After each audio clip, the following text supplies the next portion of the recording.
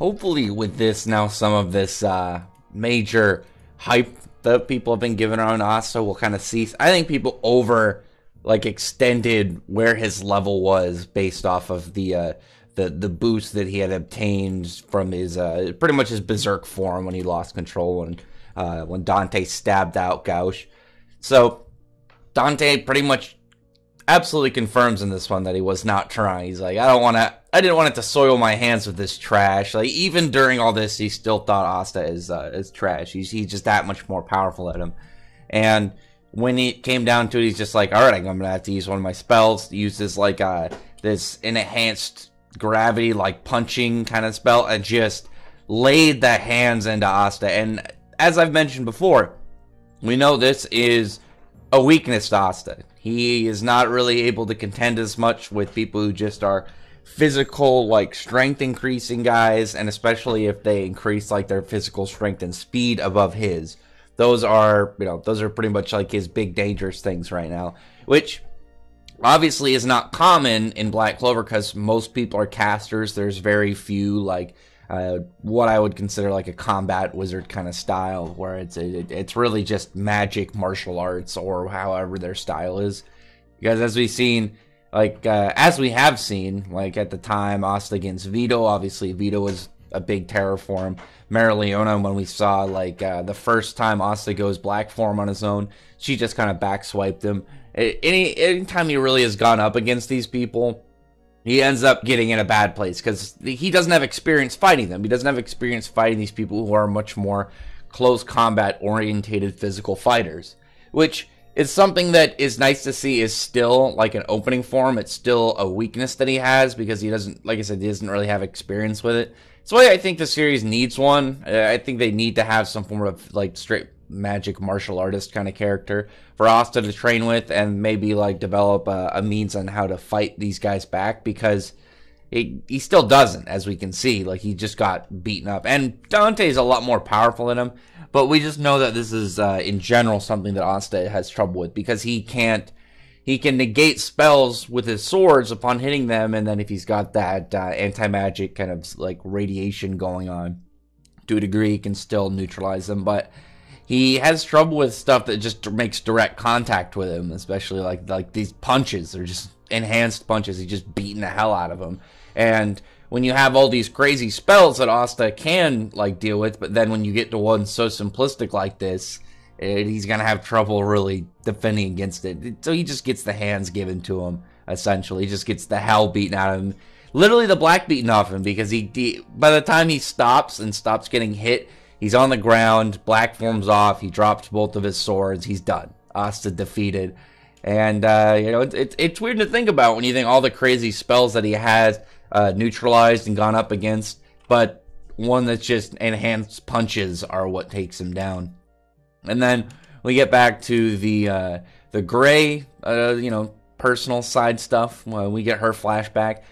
The whole thing with Gray, or not Gray, with Gauche, I was indifferent on his death because it seemed out of nowhere. There was no build up to it, and he actually, Tabata actually killed him off. It would feel a little strange to kill off a main character without some form of build up or important moment, because the Black Bulls are all pretty well defined, and they all got their own place in there. Even Gauche, who's probably the least liked out of them for obvious reasons. But if he just died and there wasn't really any shift of emotions to it for the large cast and tone for the story, it'd be really weird. But we did get stuff from Gray, because I wasn't really sure if Gauche was going to die, and I was fine with Gray getting a power-up. I know some people have complained about it. Here's the thing, though.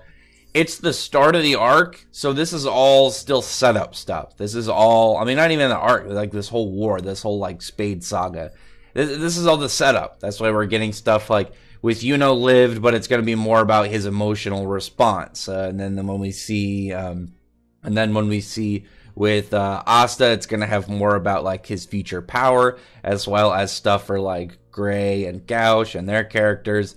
And it'll probably get a similar thing with the Vanica fight, where it'll be more setting up stuff for the future. I doubt either side is going to get killed or defeated, and then it's going to be some big defining moment. I think it'll be more set stuff up for the future, for future plot lines, just like this. And that's why I was alright with Gray, like, enhancing her powers and unlocking, you know, something to save Gauche. And there was something to note way back in the Water Temple when Gauche saw her magic, and he said that it was weird that she could transform other things. It wasn't just transforming herself.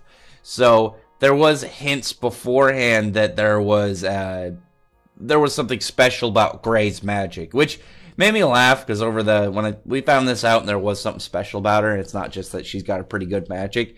It makes you realize that all these people were picked by Yami, like self-picked, or just soul-picked, purely because he thought they were interesting. He just somehow is able to like nab all these really good people. And he's going for quality, not quantity. That's a good thing for him.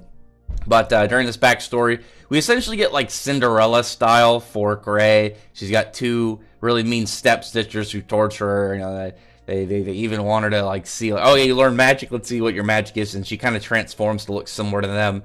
And they just kind of abuse her. And while she's out like running away, she gets mistaken by some like thieves and bandits who seem to gonna take advantage of her, and is saved by Gauche. And the thing about this backstory I actually really like, and it's my favorite thing in the idea of it, is you have two members of the Black Bulls before they met.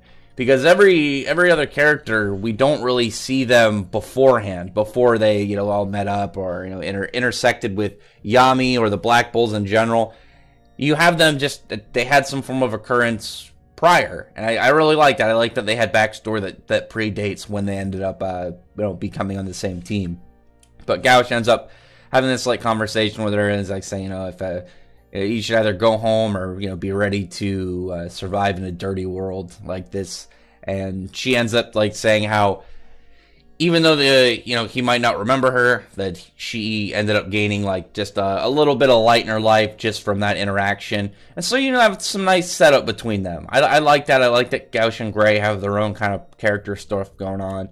But then she ends up like transforming the big crystal sword, and it's not really like, I'm curious to know what the exact description of how it's going to be, because Vanessa seems concerned by it. She seems to think that there's something specific about it. It wasn't just like closing it. Maybe like she transformed a wound into like a stronger trait, and maybe she could make people more powerful from it. I don't know. I'm just trying to think of some weird aspect to it that would make it like really OP, because the Black Bulls don't have a solid healer. I mean, you have Charmy, who's a support person, but I wouldn't really consider her the same as like Mimosa. So you could have a pretty good healer maybe out of Gray, and that will be her thing within the Black Bulls. I'd be okay with that. Again, in the future, it would be nice to see, you know, maybe she has like a bigger role in an event. Because for the most part, she's only really had like, okay, she can switch a couple spells of different types. I'd like to see where she takes like a big major role, because she hasn't gotten that at all yet. And at the end of it, it's revealed that she's actually an arcane stage, which, like I said, there's something weird about her magic. What exactly it is, we'll probably get like described later on, because Dante noticed, so Dante probably can like say whatever the weirdness is and clarify it for us, the readers. And at the end of it, like he's just like, oh yeah, it's another quality girl, I'm gonna take her. And he's just decided any of these girls that are high quality, he's just gonna take into his harem. But when he starts approaching them, just a big black slash comes across the ground. And that's when Yami shows up. Now, there is an interesting thing just to look at when Finral drops Yami off. Yami is just standing on the air. So seemingly Yami has a level of influence over Mana, the same way that Licht could, that he could pretty much fly. Whether his is like straight flight, maybe it's not going to be that as powerful as Licht's, and that'll be the determining factor. It's like, oh, Yami can walk on it like it's solid, but he can't fly. It's like a weird kind of, like, he's sort of flying, but you know what I mean, where it'd be like free range Superman movement versus like Bleach. Oh yeah, we can kind of make wherever we land solid and kind of stuff, versus free range everywhere flight, 0G, no restrictions kind of thing. But that's pretty much what Dante's got already. I don't know. I think it'd be cool just to show it as like, this is a step before you get that free ranged flight. But Yami against Dante is going to be a really interesting fight, because Dante's more powerful, but Yami, I'm assuming Dante's more powerful. I think it's safe to assume that he's got a devil, and obviously he's a big villain of this arc. But Yami, I think Yami will be able to contend with him, but I don't think Yami will be able to beat him. Like, Yami's got abilities that will do really well against Dante's. Like, Dante, obviously, like, he can use his gravity to like, warp space around him. But that's not really going to matter when Dimension Slash comes his way. And I'm guessing that Yami's going to have an improved version of Dimension Slash. I'm hoping for either just a... Maybe it doesn't have to be a straight line. Maybe he can curve it a little bit or something. Maybe combine it into his other techniques where he can have like his Lightless Slash or his Black Blade. That, perfectly honest, I'd be alright if he just had a completely new spell. Like if he had some Mugetsu, just large-scale destructive move. Because Yami hasn't had anything like that at the moment. And I think that'd be a nice thing to kind of like show as just a hype start. It's just an... The display isn't going to be, oh, some big super mega OP spell. Instead of just a big powerful one. It's just a big flex just to kind of get, oh yeah, Yami's way more powerful. Maybe his Lightless Slash is like, 10 times bigger and it cleaves off like the side of a big hill or something. Just anything to kind of get the tone without spoiling too much. Because I doubt this is going to be a full-on fight. We probably will get like a one chapter, and then Dante will pull out for, whatever his personal reasons are. So, we'll see. It's weird because I don't think Yami is going to just straight lose, because obviously if he straight just was defeated, then Dante could just take the Yami, Vanessa, Gray, and Hasta if he even felt like it. Anybody he wanted, and would just leave. I don't see him in a position where he's going to end up taking anybody, but I don't see him being like, I've been defeated. There might be a personal reason why he pulls back. Maybe he wants to, figure something out about Asta's devil, or maybe more captains show up to help Yami. Because that would be believable if a bunch more people showed up and then Dante's just like, I'm kind of outnumbered here. It would give him like a sense of being a realist and not like overly confident as a villain if he ended up doing that. But we'll see. It's like a weird spot because Yami just got back from the 6 month like time skip period in the series, so he's going to be more powerful. But he's against Dante, who I think everybody right now is assuming is going to be the main villain of the Spade War. Especially, not only is he like the head guy, but they're all kind of split up. Noel has Vanica, Zeno is to and then it looks like Dante is going to be Asta's opponent. And not only that, like their powers, because the main character that Tabata had in a series before Black Clover had gravity powers, so it's like a old MC powers versus new MC. So there's a lot in there that kind of will open up, stuff for the future, things to look forward to when it comes to their fights. So I don't see Dante losing. It's just going to be really weird to see how exactly he ends up pulling out and not continuing this, capture of not just coming for one arcane stage mage, but now there's 3 and a person possessed by a devil. So he may end up, he may end up to be like, I should probably go back and think of something and figure something out.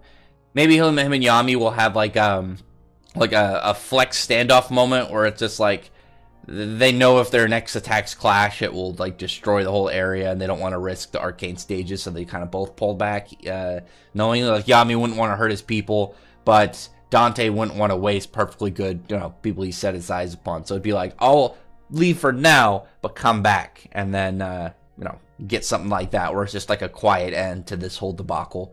But other than that, comment below. Tell me your thoughts are about this and what you think are. What do you think is going to come up for this fight? Because it's weird, like I said.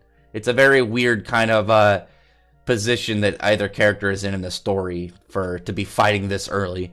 And especially the motives behind Dante adding on to it. But other than that, comment below, thumbs up the video, but from the like button and subscribe button. Check out my other videos. But other than that, I appreciate everyone who's already subscribed. I thank you all for listening. Bye.